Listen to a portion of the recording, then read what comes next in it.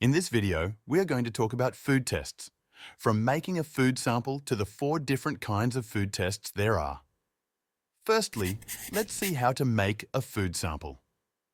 There are 4 simple steps you have to follow to prepare a good food sample. First of all, get a piece of food and break it up using a pestle and mortar. Then, transfer the ground up food to a beaker and add distilled water.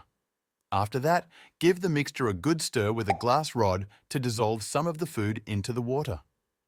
Finally, filter the solution using a funnel lined with filter paper to get rid of the solid bits of the food that did not dissolve into the water. Let's recap the steps. You break up the food, you transfer it to a beaker and add distilled water.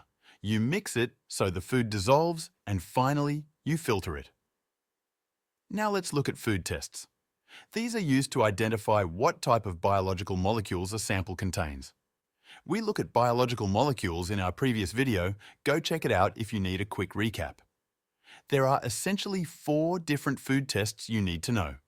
These are Benedict's test, iodine solution test, biuret test, and the last one, the Sudan 3 test. Each one tests for a different biological molecule, and they all have different steps you need to know. Let's kick things off with Benedict's test. This test is used to identify if a food sample contains glucose, which is a carbohydrate. There are 5 steps you need to remember. First of all, prepare a food sample and transfer 5 centimeters cubed to a test tube. Secondly, prepare a water bath so the temperature is set to 75 degrees Celsius. Then, add about 10 drops of Benedict's solution to the test tube using a pipette. Now, place the test tube into the water bath for 5 minutes.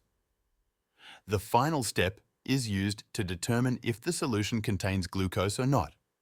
If the solution contains glucose, it will change from its original blue color to green or yellow in low concentration or brick red in high concentration of glucose.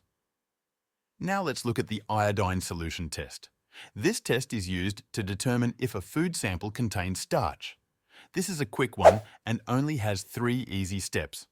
First, make a food sample and transfer 5 centimeters cubed to a test tube, and then add a few drops of iodine solution and gently shake the tube. If the sample contains starch, the color of the solution will change from browny orange to black or blue-black.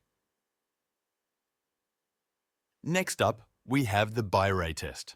This test is used to determine the presence of proteins. First, prepare a food sample and transfer 2 centimeters cubed to a test tube. Then add 2 centimeters cubed of biuret solution and mix by shaking gently.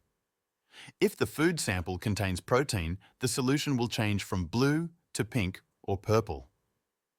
Now for the final test, we have the Sudan 3 test, and it is used to test for lipids. As always, prepare a sample, but in this case, you don't need to filter the sample. Remember, filtering was the last step for creating food samples. Transfer about 5 centimeters cubes to a test tube. Use a pipette to add 3 drops of Sudan 3 solution and shake gently. If the mixture contains lipids, the mixture will separate into 2 layers. The top layer will be red.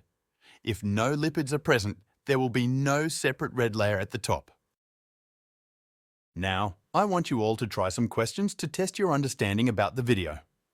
Please feel free to pause the video and try them by yourself before we go through the answers. What is the name given to the test used to find out if proteins are present in a food sample? Biuret test. If a food sample has a low concentration of glucose, what color will it turn? Green or yellow? What are the 4 steps to make a good food sample?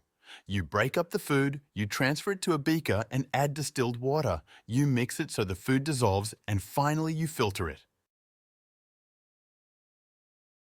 That's everything for this video. I hope that was helpful to you. If you want to learn more about GCSE Sciences, click on our channel and you will find more helpful videos.